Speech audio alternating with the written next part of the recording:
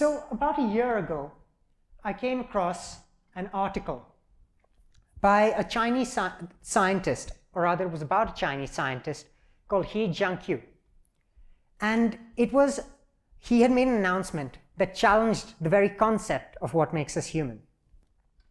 He had announced at a conference for the world's leading group of scientists and thinkers that he had conducted an experiment which had led to the birth of the world's first gene-edited babies. Stories like Jiangqiu's have intensified my interest for the science of genetics and has led me recently to undertake an internship at a pathology lab in India, where I learned how to read the genetic profile and look at the code, and I was able to identify mutations or defects in the genetic code, which eventually led to me being able to decipher things that could lead to catastrophic illnesses like Huntington's disease, Down syndrome, and cystic fibrosis. Now, genetic editing is a concept that has profound implications for each and every one of us. A study conducted by the World Health Organization showed that about 40% of patients who visit hospitals in Canada do so due to genetic abnormalities. Genetic editing could be a solution to a large proportion of the world's health problems.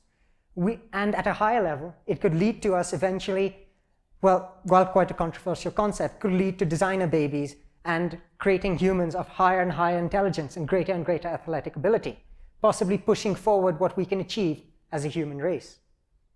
But before I get really excited about genome editing, first let's consider what a gene is and what genome editing is. Well, a gene is the basic code of hereditary information. Now, what does that mean? Well, every cell in your body contains a code. And that code contains all the information that makes you, well, you. And genes, or combinations of genes, produce proteins. Proteins are long sections of amino acids, and the process on the left or on the right kind of outlines how it works, but don't worry really about that. The important point is genes produce proteins, and the proteins twist and fold in space to produce your structure or the structure of your cells. And there are a subclass of proteins, or in other words, they produce your anatomy, and there's a subclass of proteins called enzymes which control all the chemical reactions that take place in your body. In other words, proteins are important for your form and your function. Basically, almost everything. So you can imagine genes are quite important to us. And so the concept of being able to edit that gene, edit that code that makes us and drives us, would have profound consequences, right? You would think that stories like Jiangqiu's would push scientists to develop this science further. So why did it spark such a negative reaction when he decided to edit these babies? Well, the answer is because it isn't just the gene that makes us, us. It's a little bit more complex than that. Genomics is a science that is inherently complex just for reading the code, but there are other complexities. For example, every cell in your body contains the exact same code. Every body cell. Your code is what makes you, you. And every cell in your body contains the same code. Why do different parts of you look different? Right? Why does a red blood cell look like that and a neuron look like that? Well, the answer is that different genes are activated at different times. Think of it as if every gene in your body contains an on-off switch. And it starts off, and certain genes are activated, and those then produce their proteins while the rest are kept off. So in a red blood cell, all the genes that make the cell red, give it its particular form, that code for a protein called hemoglobin, are turned on, while in the neuron, all those genes are off, and different genes are on that produce different proteins. This is referred to as gene expression. I can imagine why. Because, well, the genes that are on are said to be expressed. They produce their proteins. And then the next question is, what activates the gene? The simple answer is the environment. As humans grow, they interact with their environment from the womb to as they come out and as they grow and learn. Every gene is affected by stimuli it interacts with in its environment. And therefore, human characteristics are not just dependent on the genetic code, they're also dependent on the environment you interact with. A good example to illustrate this is something like height. So your height is considered about 60% inheritable. What does that mean? Well, when you're born, your maximum potential height is determined by your genes. So, although an extravagant example, let's assume that your maximum potential height is 2 meters. Well, that may be your maximum potential height, but most of the time, or practically all of the time, that's not going to be your actual height.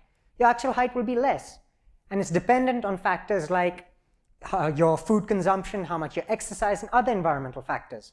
It's not just the gene that determines who you are.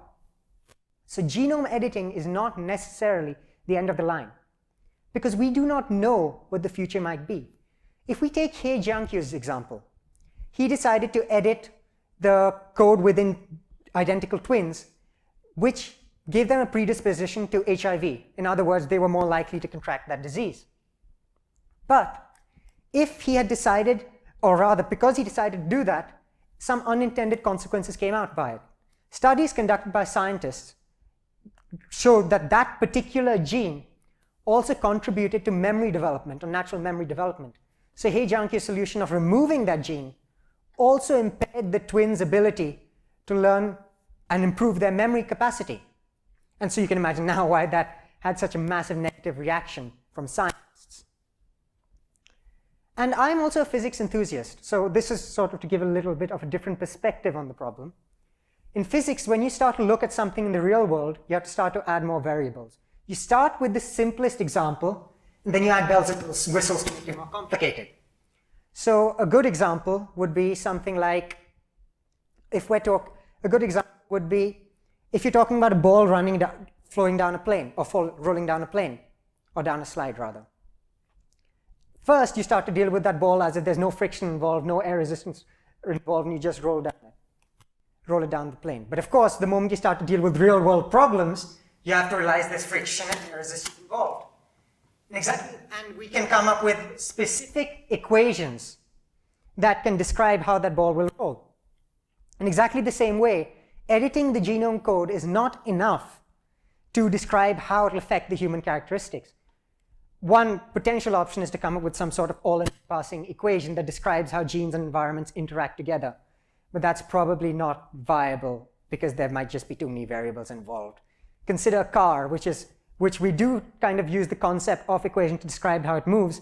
You still can't consider every variable, every atom involved in the car. It's just too complex.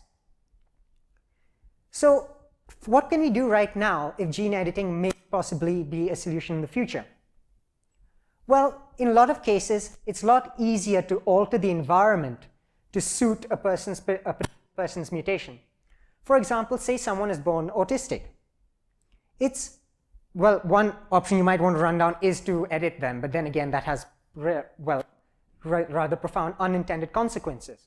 So an alternative would be to alter their environment to suit their needs. You provide them with better education, a better environment. The parents could focus on their child more, teach them the social skills they need, things like that.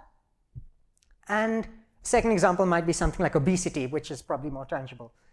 Some people are born with an increased predisposition for obesity within their genes. And so therefore, should we now edit out that predisposition? Well, no, the unintended consequences are quite profound. So instead, perhaps what we should be doing is something like asking them to cut down their diet. While you might say it's unfair for them to cut down their diet more, it's a much better alternative to what you might consider if you decide to go down the genome editing route. And now, some possible future applications of genome editing. First of all, we've considered that it might be too complex. We might never end up with a future where we can perfectly understand the genome, or perfectly edit everything that creates our characteristics. Therefore, gene editing might be a step too far. Maybe it's good enough to be able to read the code and provide us with a little more information about what makes a human. And thereby, if we understand the code, we know more about the variables that make humans themselves, and we can start to produce things like personalized medicine that suit human beings. And perhaps final thought. If genes control, to a certain degree, a large proportion of our structure alter functions and thereby perhaps even our actions. Perhaps it is our genes that have driven us to edit them. Perhaps this revolution we are coming through is the next stage of natural selection. Perhaps it is our genes' revolution, not our own. And all we can do is make an informed choice to ensure it does not alter what is human. Thank you.